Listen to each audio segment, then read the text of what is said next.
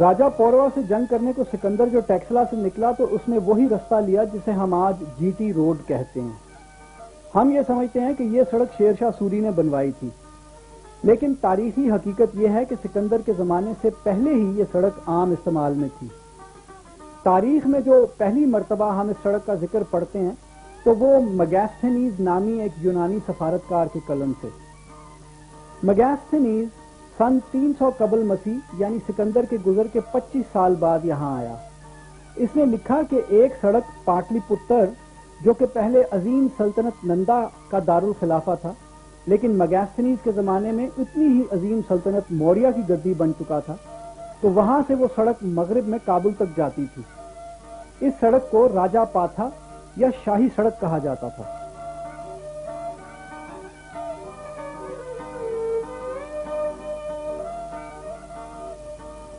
Megasthenes یہ لکھتا ہے کہ موریہ خاندان کے پہلے بادشاہ چندر گپت نے اس سڑک پر فاصلے کے تعین کے لیے کوس مینار لگوائے، وہی کوس مینار جو ہم آج تک یہی مانتے رہے ہیں کہ شاید مغلوں نے پہلی دفعہ استعمال کیے تھے۔ اس کے علاوہ سڑک کے چوراہوں پر بھی تختے لگوائے گئے تاکہ مسافروں کو پتہ چلے کہ کون سا شہر کس طرف اور کتنے فاصلے پہ ہے۔ اور تو اور راجہ چندر گپت نے ایک ناظموں اور نگرانوں کی باقاعدہ فوج رکھی ہوئی تھی تاکہ یہ سڑک بہترین مرمت کی حالت میں رہے۔ پھر مگیستھینیز اور چندر گپت کے 250 سال کے بعد راجہ وکرم جیت کا زمانہ آیا، وہی وکرم جیت کہ جس کے نام سے وکرمی کے سن چلتے ہیں، اور اس راجہ نے بھی اس سڑک کی دوبارہ نئے سرے سے مرمت کروائی، بلکہ ایک جامع منصوبہ مکمل کروایا مرمت کا۔ اور پھر جب 1500 سال کے بعد ہندوستان کے تخت پر شیر شاہ سوری بیٹھا تو اس نے وہ پرانی بسیدہ عمارتیں، سرائیں، کوس مینار ٹھیک ٹھاک کروائے، اور ہم یہ ماننا شروع ہو گئے کہ شاید یہ سڑک ہی شیر شاہ سوری نے بنوائی تھی۔ بہرحال یہ جو سڑک کا حصہ ہے یہ پھر بھی شیر شاہ سوری کا بنایا ہوا نہیں ہے، کیونکہ یہ بادشاہ جہانگیر کے زمانے کی یاد ہے۔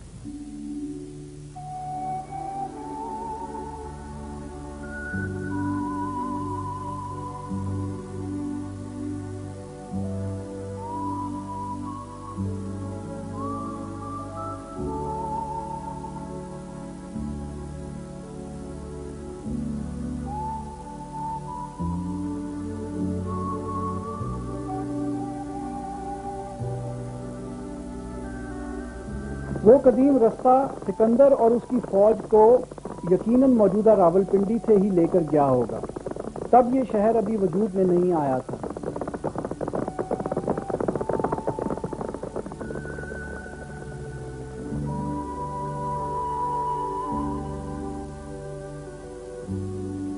یہاں سے سکندر جنوب کو گھوم گیا، یعنی اس سڑک پر جو آج چونترا کے قصبے کو جاتی ہے۔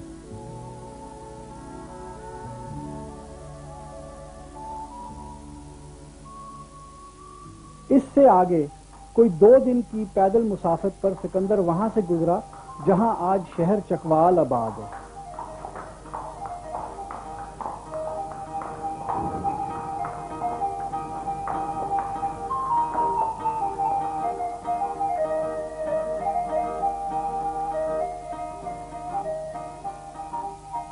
چونکہ چکوال اس عظیم شاہراہ کے عین اوپر واقع ہے جو کہ قدیم زمانے میں ملتان سے ٹیکسلا کو ملاتی تھی، تو گو سکندر کے زمانے میں یہاں کوئی شہر تو نہیں، البتہ قافلوں کے رکنے اور آرام کرنے کی ایک منظم سٹیجنگ پوسٹ ضرور تھی۔ اسی لیے یقیناً سکندر بھی یہیں رکا ہوگا۔ یہاں ہی راجہ پاتھا جو کہ مشرق سے آتی تھی، وہ ملتان سے ٹیکسلا جانے والی شاہراہ کو کاٹتی تھی۔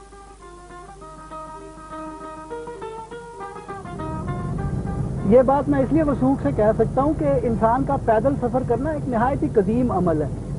ابھی جب انسان نے اونٹ یا گھوڑا اپنے قابو میں نہیں کیا تھا تو ایک سے دوسری جگہ پیدل جانے کے لیے انسان مختصر ترین رستہ ہی استعمال کرتا تھا۔ وہی رستے بعد میں بھی استعمال ہوتے رہے۔ چنانچہ سکندر نے ٹیکسلا سے راجہ پوروا کے ساتھ ہونے والی جنگ کے میدان جانے کے لیے بھی وہی مختصر ترین رستہ استعمال کیا، اور اسی پہ آج ہم گامزن ہیں۔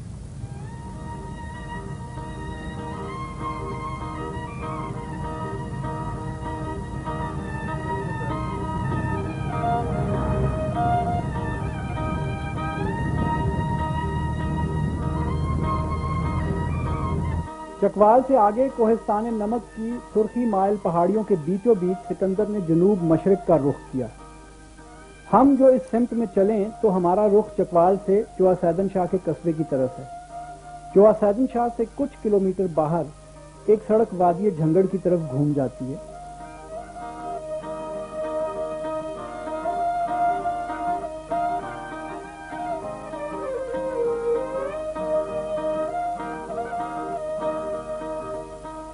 زرخیز اور خوبصورت جھنگڑ۔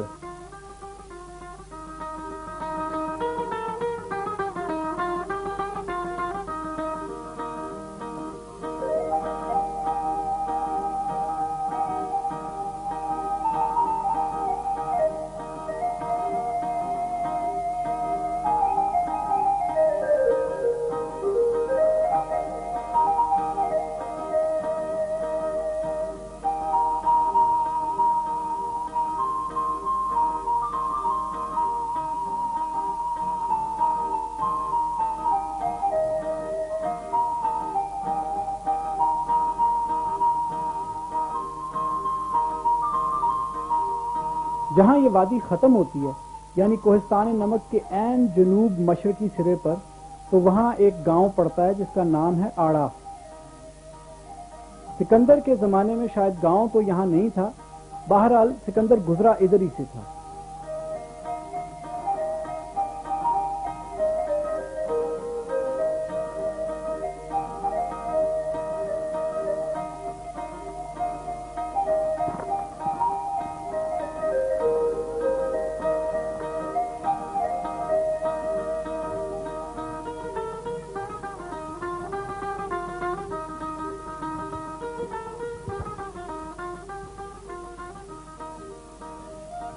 آڑا گاؤں سے ذرا ہی باہر انگریزوں کے بنائے ہوئے اس ریسٹ ہاؤس کے ساتھ سے ہی وہ قدیم شاہراہ گزرتی تھی کہ جس کو مگیستھنیز نے شاہی سڑک بتایا۔ اسی سڑک پر ہمارے آباء و اجداد ہم سے بہت سال پہلے تجارتی قافلے لاتے لے جاتے تھے، اور اسی پر 2400 سال پہلے سکندر بھی گزرا۔ تو آئیے ہم بھی اسی راستے پر چلتے ہیں۔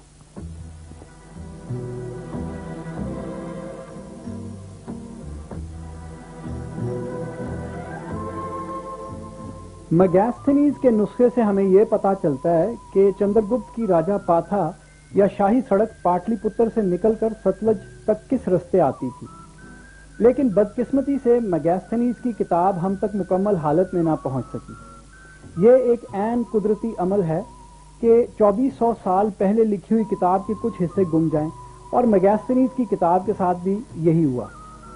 لہذا ستلج سے آگے کابل تک کا رستہ ہمیں صحیح طور پر نہیں معلوم، لیکن مجھے یقین ہے کہ قدیم سڑک موجودہ جی ٹی روڈ جو کہ جیلم سے سہاوا اور گجر خان کے رستے جاتی ہے وہ نہیں تھی۔ یہ کہنے کا مطلب ہرگز نہیں کہ اس زمانے میں اس رستے کا کوئی وجود ہی نہیں تھا۔ وجود تو ضرور تھا، لیکن وہ صرف مقامی طور پر ایک سے دوسرے گاؤں کو جانے کے لیے۔ جو رستہ عام طور پر استعمال ہو رہا تھا وہ یہاں کوہستان نمک سے گزرتا تھا۔ اس بات کے گواہ وہ درجنوں آثار ہیں جو کہ کوہستان نمک میں اس قدیم سڑک کے ساتھ ساتھ بکھرے ہوئے ہیں، اور ان میں سے چند ایک کم سے کم 2-2.5 ہزار سال پرانے بھی ہیں۔ اس کے برعکس موجودہ جی ٹی روڈ پر آپ کو ایسے آثار نہیں ملتے۔ سو اس سڑک پر جو آج آپ رواں ہیں تو یہی ہے وہ جس پر آپ سے 2400 سال پہلے سکندر بھی گزرا تھا۔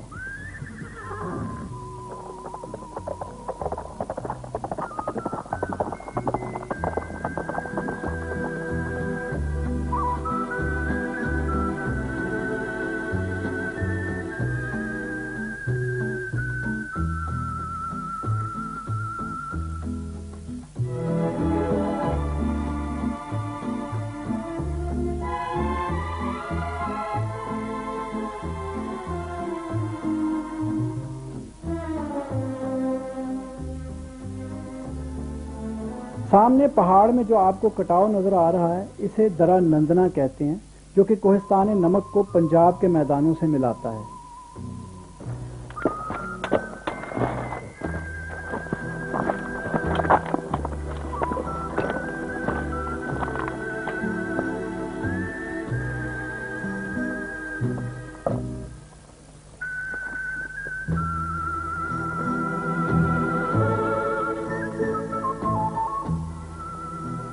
وہ سکندر کے زمانے میں یہ عمارت تو وجود میں نہیں تھی، لیکن یقیناً یہاں اور کوئی عمارتیں ضرور تھیں۔ بہرحال سکندر سے کوئی 1300 سال بعد یہاں ایک مارکۃ الآراء کام ہوا۔ یہ کوئی جنگ و جدل اور قتل و غارت گری کا نہیں، بلکہ علم و دانش کا مارکہ تھا۔ تو آئیے سکندر کے ساتھ ہم اس کارنامے کو بھی ذرا دیکھتے چلیں۔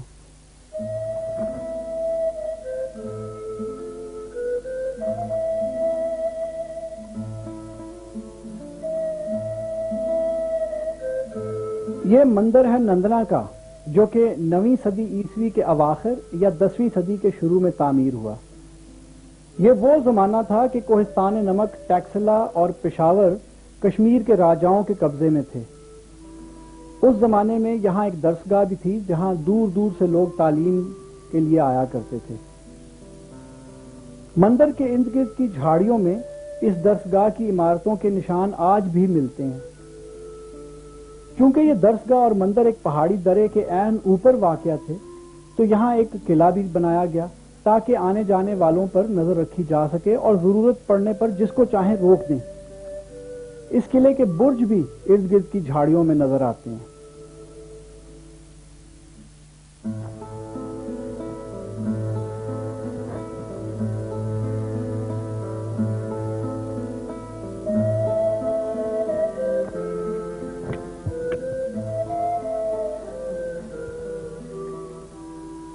سن 1013 عیسوی میں محمود غزنوی نے نندنا کو فتح کر لیا اور یہاں ایک مسلمان عملدار کو چھوڑ کر وہ خود آگے بڑھ گیا۔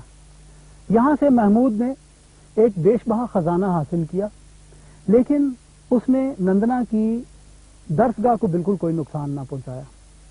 پھر اگلے ہی سال موسم گرما میں محمود نے وہاں وسطی ایشیا میں مسلمان ریاستوں پر بھی حملہ کیا اور وہاں سے بہت سے مال دولت کے علاوہ چند دانشوروں کو بھی پکڑ کر اپنے ساتھ غزنی لے آیا۔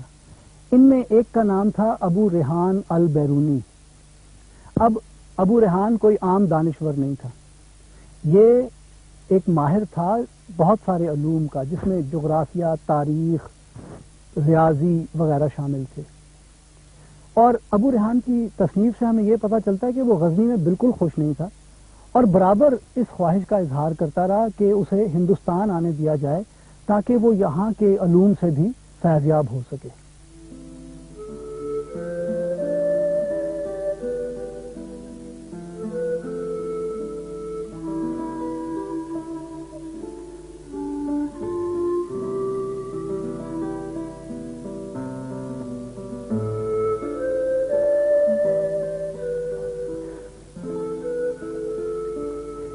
آخر 3 سال کی مسلسل جد و جہد کے بعد البیرونی کو اجازت مل گئی غزنی چھوڑنے کی، اور وہ راجہ پاتھا یا شاہی سڑک کے رستے ایک دن سن 1017 میں یہاں نندنا کے مقام پر پہنچا۔ اب البیرونی کو یہ پتا تھا کہ اس سے پہلے سن 250 قبل مسیح میں ایراتوستھنیز نامی ایک ریاضی دان نے وہاں مصر کے شہر سکندریہ کے اندر یہ تجربات کیے ہوئے تھے کہ دنیا گول ہے اور اس کا محیط کتنا ہے۔ اس کے علاوہ البیرونی یہ بھی جانتا تھا کہ خلیفہ مامون الرشید کے درباری ریاضی دانوں نے بھی یہ تجربات کیے ہوئے تھے، لیکن اس کو یہ شک تھا کہ ان تمام تجربات کے جو نتیجے ہیں وہ غلط ہیں۔ سو وہ اپنی کتاب میں لکھتا ہے کہ جب میں ہندوستان میں نندنا کے مقام پر مقیم تھا تو میں نے دیکھا کہ اس کے مغرب کو ایک پہاڑی ہے اور اس کے سامنے ایک کھلا میدان۔ چنانچہ میرے ذہن میں یہ آیا کہ میں یہاں اپنے استرلاب والے تجربات کروں۔ اب یہ استرلاب وہ پرانا آلہ تھا جس سے قدیم جہاز ران سمندر میں اپنے پوزیشن کا تعین کیا کرتے تھے، اور اسی استرلاب سے آگے چل کے سیکسٹنٹ نام کا آلہ بنا۔ بہرحال البیرونی نے جو حساب کرنا تھا وہ یہ تھا کہ 2 مقامات سے، یعنی اس پہاڑی سے اور یہاں نندنا کے قلعے سے، افق کے اوپر 2 زاویوں کی پیمائش اور پھر ایک ریاضی کا سیدھا سادہ سا حساب۔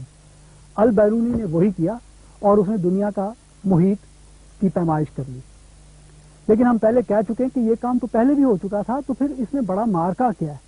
تو جناب اس میں بڑا مارکا یہ تھا کہ پہلے والے جتنے بھی اعداد تھے وہ 1200-1500 کلومیٹر کی غلطی ان میں تھی، لیکن البیرونی نے جو پیمائش کی تو وہ فقط 127 کلومیٹر اصل پیمائش سے فرق تھی. بہرحال یہ تو تھی بات ابو ریحان البیرونی کی. اس وقت سکندر کی فوجیں وہاں جیلم کے کنارے پہنچ رہی ہیں.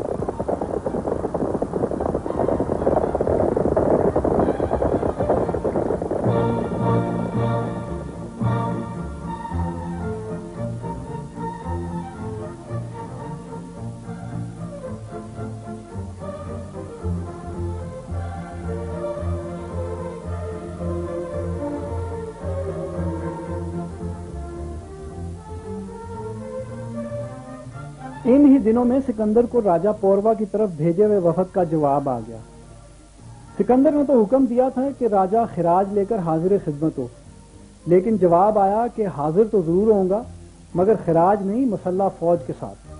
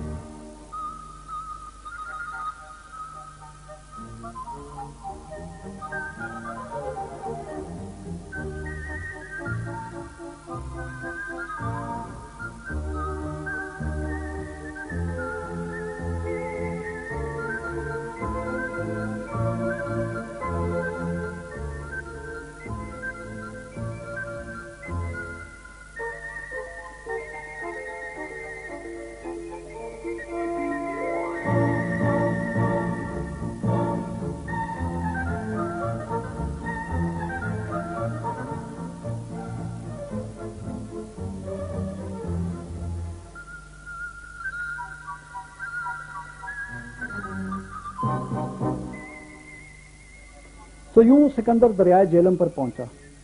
جیلم جس کو اس کے تاریخ دان ہائیڈاسپیز کے نام سے جانتے ہیں. ہائیڈاسپیز یوں کہ قدیم سنسکرت میں اس دریا کو وتاستا کہتے تھے.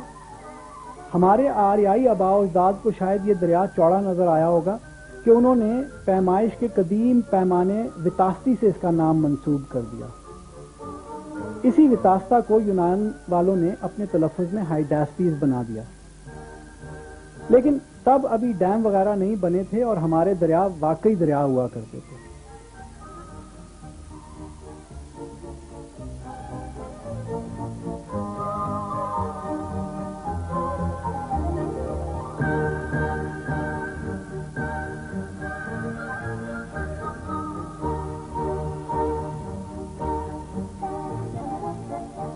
وہاں نندنا کی پہاڑی سے اتر کر سکندر جو یہاں دریا کے کنارے پہنچا تو کیا دیکھتا ہے کہ پار ایک عظیم فوج جنگ کی عین تیاری میں کھڑی ہے. وہاں جنگی ہاتھی تھے، ذرہ بختر پہنے ہوئے گھوڑے، دو دو پہیوں والی رتھیں جن میں ہر میں دو دو تیر انداز سوار تھے، اور پیدل سپاہ کی ایک عظیم فوج جو کہ کنارے کے ساتھ ساتھ تا حد نظر پھیلی ہوئی تھی. سکندر جس چیز سے خائف تھا وہ تھے پنجابیوں کے جنگی ہاتھی، کیونکہ یونانیوں کے گھوڑے کبھی ہاتھیوں کے سامنے جنگ میں نہیں آئے تھے اور سکندر کو یقین تھا کہ پہلے ہی سامنے میں یونانی گھوڑے بدک جائیں گے. اگر کسی سے امید تھی تو وہ تھے ٹیکسلا کے وہ 5000 گھوڑ سوار جو کہ راجہ امبی اپنے ساتھ لے کر سکندر کی فوج میں شامل تھا. آپ کو یاد ہے کہ وہاں مساگا کی جنگ میں جب ان 7000 راجپوتوں کا سردار مارا گیا اور سکندر نے انہیں اپنی فوج میں شامل ہو جانے کی دعوت دی تو انہوں نے طے کیا کہ وہ رات کے اندھیرے میں چپ چاپ اپنے دیس کو نکل جائیں گے، کیونکہ وہ اپنے ہی بھائیوں کے خلاف جنگ نہیں کرنا چاہتے تھے. یہاں یہ جو 5000 پنجابی ٹیکسلا سے آئے ہوئے تھے اپنے بھائیوں کے خلاف سکندر کے ساتھ مل کے جنگ کرنے کو، یہ راجہ امبی کی ایک سیاست تھی. اس کے بارے میں ہم آگے چل کے بات کریں گے. تاریخ دانوں کا خیال ہے کہ سکندر نے اپنا صدر کیمپ ہرن پور گاؤں کے باہر دریا کے کنارے لگایا. یہاں اس کے بالمقابل دریا کے پار راجہ پوروا بذات خود اپنی فوج کی قیادت میں موجود تھا. سو جنگی حکمت عملی کے ماہر سکندر نے یہ کیا کہ دریا کے ساتھ ساتھ ہرن پور سے اوپر کئی کلومیٹر تک فوج کے چھوٹے بڑے دستے تعینات کر دیے. اس کے بعد ایک کھیل شروع ہو گیا، یعنی سکندر نے اس قسم کے فوجی عمل شروع کر دیے کہ وہ یہاں سے پار کرنے کو ہے اور اب وہاں سے، اور ادھر راجہ پوروا بھی ساتھ ساتھ اپنی فوج کو حرکت میں لاتا رہا کہ یونانیوں کو کسی صورت پار نہ لگنے دے۔ یہ آنکھ مچولی کوئی ہفتہ بھر جاری رہی، پھر سکندر کے جاسوسوں نے اسے دریا پار کرنے کی ایک جگہ کی خبر دی۔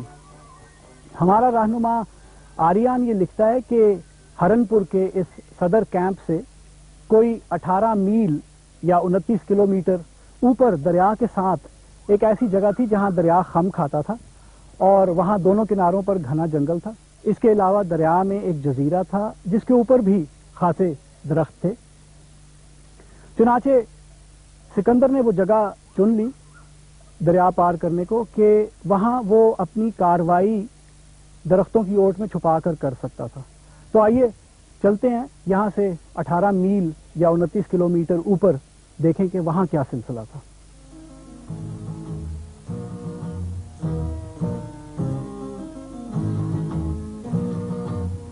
آریان کے بتائے ہوئے فاصلے پر جلال پور کا گاؤں پڑتا ہے،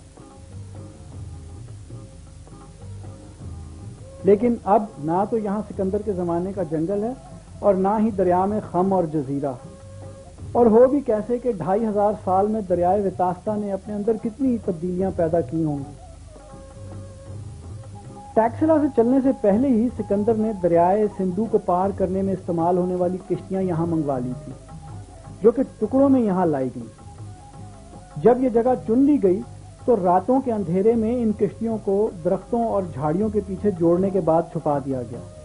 پھر حملے سے پہلے فوج کا 1/3 حصہ جرنیل کریٹروس کی کمان میں وہاں ہرنپور میں چھوڑ کر سکندر یہاں 11,000 پیدل فوج اور 5,000 سواروں کے ساتھ پہنچ گیا۔ یہ سارا کام اس نے دن میں نہیں بلکہ رات کے اندھیروں میں کیا۔ باقی جو 20,000 کے لگ بھگ فوج بچی تو وہ ہرنپور اور جلال پور کے درمیان کے 29 کلومیٹر میں پھیلا دی گئی۔ بخت سکندر کہتے ہیں، یعنی سکندر جیسی قسمت۔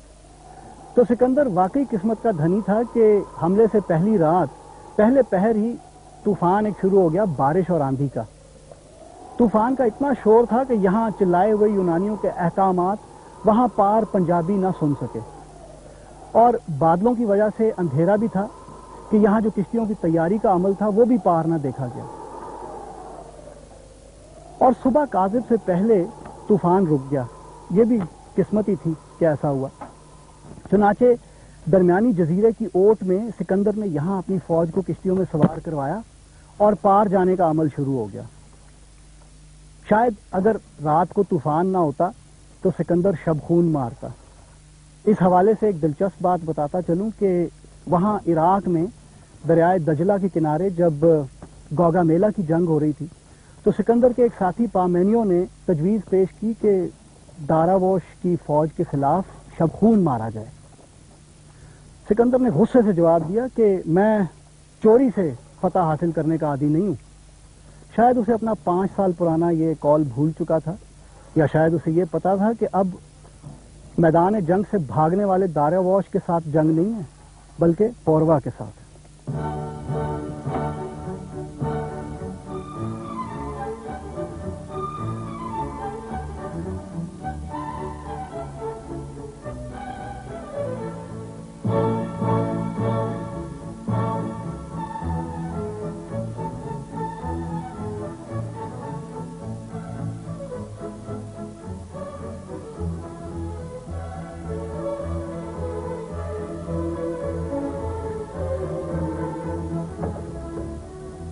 جزیرے تک تو ان کا کام ٹھیک رہا، لیکن جیسے ہی یونانی کشتیاں جزیرے کے دائیں بائیں ہو کر وہاں آگے بڑھی تو پار پنجابی دستوں نے انہیں دیکھ لیا اور وہ گھوڑے بھگاتے ہوئے فوراً پیچھے گئے فوج کو اطلاع دینے کے لیے۔ ادھر سکندر جسے چچ گوا کی دھرتی سمجھ رہا تھا اور جس پہ سب سے پہلے وہ خود اترا، وہ دراصل دریائے جیلم کے اندر ایک اور جزیرہ نکلا۔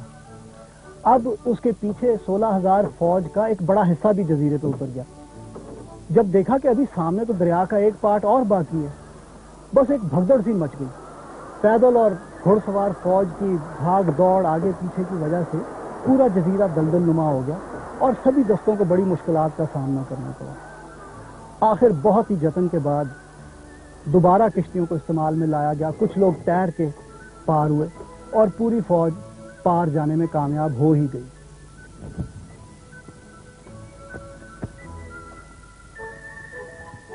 اس اثناء میں راجہ پوروا کا بیٹا ادھر مقابلے کے لیے پہنچ گیا تھا۔ آریان لکھتا ہے کہ اس کے ماخذ مختلف آراء دیتے ہیں، کہیں یہ کہ شہزادے کے ساتھ 60 رتھیں اور چند سو سوار تھے، اور کہیں یہ کہ 120 رتھیں اور کوئی 2000 سوار فوج تھی۔ لیکن رات کی بارش کی وجہ سے یہ زمین بالکل دلدلی ہو چکی تھی اور پنجابیوں کی رتھیں کسی کام نہ آئیں، اور جب مقابلہ شروع ہوا تو یونانی گھڑ سوار تیر اندازوں نے پنجابیوں کے اندر تباہی پھیر دی۔ اس مقابلے میں پنجابیوں کا شہزادہ کام آ گیا۔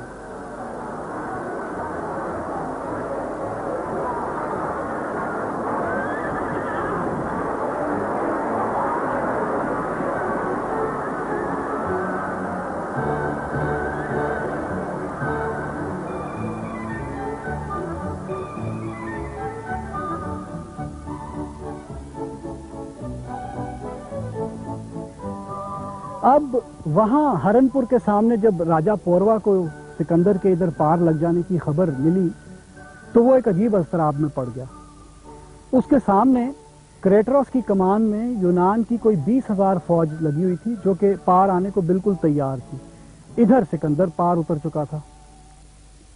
چنانچہ راجہ پوروا نے یہ کیا کہ ایک دستہ اور چند ہاتھی وہاں پر چھوڑے کریٹروس کے مقابلے کے لیے، اور خود اپنی 4000 سوار فوج، کوئی 300 رتھیں، 200 ہاتھیوں اور 30,000 پیدل فوج کو لے کر پھرتی کے ساتھ سکندر کے مقابلے کو آگے بڑھا۔ لیکن وہ مقابلہ اس میدان پر نہیں ہوا، وہ یہاں سے کچھ فاصلہ جنوب کی طرف تھا۔ تو آئیے اب میں آپ کو وہاں لے چلتا ہوں۔